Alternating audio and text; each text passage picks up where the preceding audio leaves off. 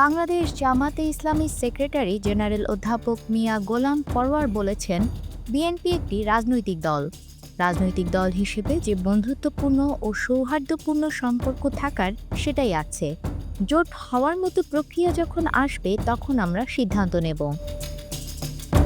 সম্প্রতি রাজধানীর মগবাজারে জামাতের কেন্দ্রীয় কার্যালয়ে অধ্যাপক মিয়া গোলাম পরওয়ার একটি জাতীয় দৈনিককে দেওয়া সাক্ষাৎকারে একথা বলেন।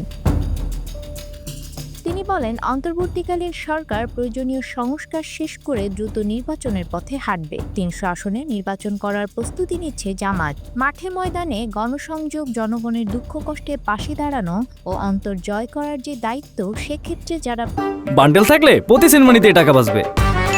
বিকাশ সেনমানি বান্ডেল কিনে জিতুন প্রতি লেনদেনে। প্রার্থী হিসেবে সম্ভাব্য আলোচনায় এসেছেন তাদের দিয়েছি। বর্তমানে দলের নিবন্ধনের বিষয়টি আদালতে পেন্ডিং আছে। আশা করি ন্যায় বিচার পাবো এবং দাঁড়িপাল্লা প্রতীক পাবো।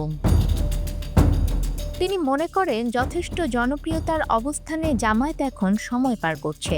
সুষ্ঠু, অবাধ ও নিরপেক্ষ নির্বাচনে জনগণ মতামত দিলে সেই ফলাফলেরই প্রতিফলন ঘটবে। জনগণ যদি ভোট দিয়ে জামায়াতকে রাষ্ট্র ক্ষমতার দায়িত্ব দেয়, তাহলে প্রত্যাশা অনুযায়ী রাষ্ট্র গঠন করা তাদের কাছে বড় চ্যালেঞ্জ। সেভাবে প্রস্তুতি নিচ্ছেন। গোলাম পরওয়ার বলেন, লন্ডনে কোনো বৈঠক হয়নি। খালেদা জিয়া ৩ বারের প্রধানমন্ত্রী। আমরা দীর্ঘ প্রায় ২৫ থেকে ৩০ বছর একসঙ্গে আন্দোলন করেছি। উনি রাজনৈতিক সহকর্মী, একই সঙ্গে খুবই অসুস্থ। আমরা যেমন মজলুম, উনিও মজলুম।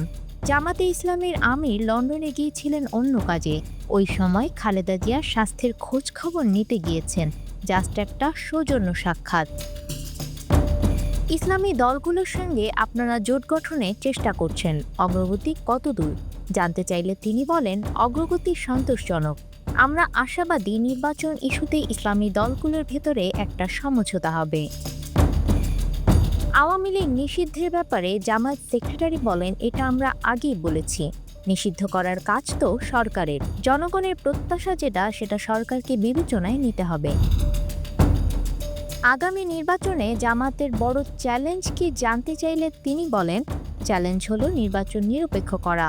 মানুষ নির্ভয়ে ভোট কেন্দ্রে যাবে, পেশিশক্তি এবং কালো টাকার ছোবল থেকে মুক্ত হয়ে স্বাধীনভাবে তার পছন্দের প্রার্থীকে ভোট দিতে পারবে। এটা দেশের জন্য বড় চ্যালেঞ্জ।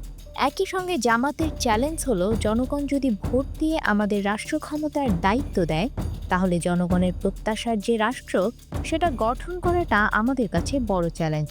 সেভাবে প্রস্তুতি নিচ্ছি। নিউজ ডেস্ক, আমাদের সময়।